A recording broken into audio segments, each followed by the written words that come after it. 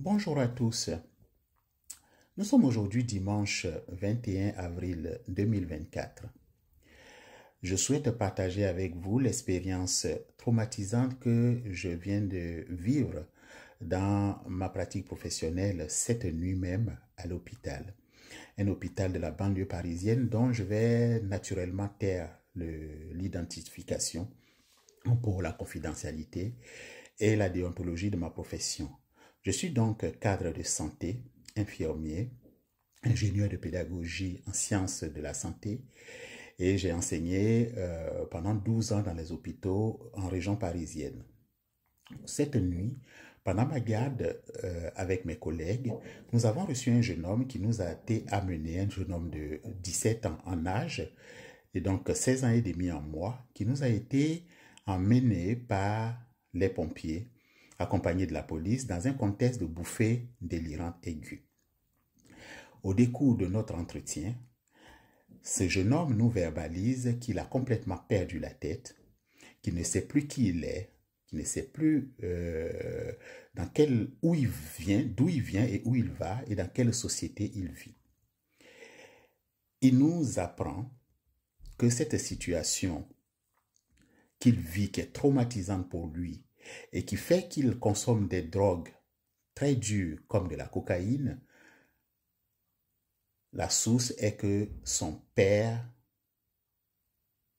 est sa mère, ou du moins, sa mère biologique est devenue son père.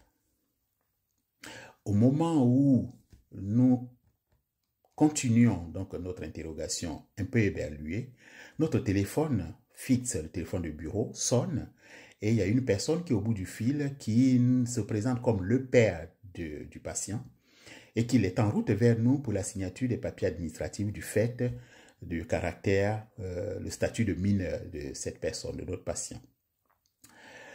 Il arrive et avec les informations que notre patient nous donne et qu'il confirme, on découvre donc que ce monsieur était une femme il y a quelque temps et que c'est elle qui a porté l'enfant, donc notre patient, qui a été conçu par assistance médicale, insémination artificielle suite à don anonyme de spermatozoïdes à un couple de personnes de même sexe.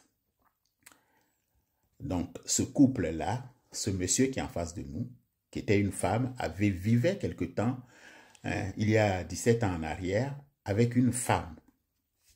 Et donc, dans leur désir de porter un enfant, c'est elle ou il qui a porté dans sa matrice le fœtus. Ils se sont séparés et cette personne qui est devant nous a décidé de devenir un homme. Donc, il a suivi tout le processus de la médecine moderne, de la science moderne, qui a fait des progrès époustouflants, qui a permis aux êtres humains d'accéder à un certain bien-être dans la société. Par ce processus, elle est devenue un homme physiquement, de manière anatomique, hormonale et administrativement.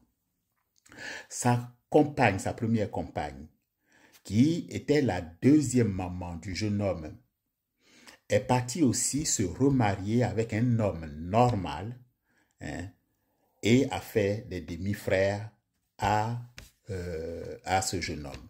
Lui, le papa ou le papa-mère ou le mère-papa s'est marié cette fois-ci avec une femme normale, naturelle et a fait des enfants par procréation assistée médicalement puisque même s'il est un homme normal aujourd'hui, enfin un homme physiquement, il n'est pas un homme naturel, donc il ne pouvait pas produire les spermatozoïdes.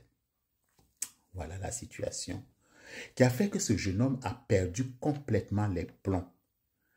Alors, ceux qui ont fait de la médecine, qui sont dans le domaine de la santé, savent ce qu'on appelle la définition du délire. Dans ce cas précis, quelle est la frontière entre le délire et la réalité de ce jeune homme que nous avons?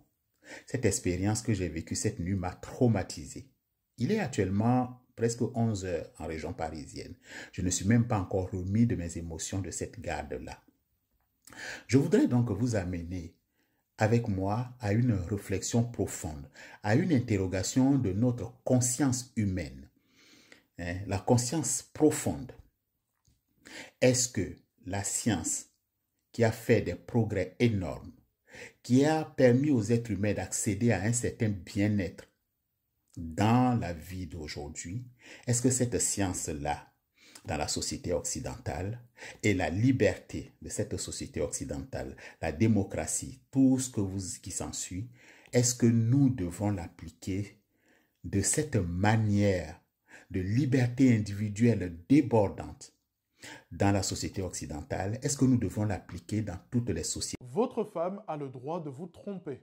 Pire encore, elle a le droit de vous tromper, d'avoir un enfant issu de cette relation adultérine, sans que cela ne constitue un comportement fautif, ni même une infidélité dans le cadre du mariage. C'est en tout cas ce qu'a décidé la Cour d'appel de Douai par un arrêt rendu en date du 19 décembre 2013. En l'espèce, un mari avait assigné son épouse en divorce au motif que cette dernière dépensait excessivement l'argent du couple, ne contribuait pas aux charges du mariage, en plus d'avoir été infidèle. Eh bien, figurez-vous que les juges ont considéré que l'adultère dont s'est rendu coupable l'épouse n'était pas un manquement à l'obligation de fidélité dans le mariage, puisque, je cite, le mari reconnaît dans ses conclusions qu'il a toujours refusé d'avoir un enfant avec son épouse et il ne démontre pas que cela ressort d'un choix commun du couple. Bref, vous l'aurez compris, dans le mariage occidental, il n'y a plus d'obligation de fidélité. Si votre femme avec qui vous avez 2 enfants en veut un troisième et vous vous y opposez, elle pourra parfaitement vous tromper, mettre au monde un enfant adultérin sans que cela ne soit considéré par les juges comme de l'infidélité. En tout cas, maintenant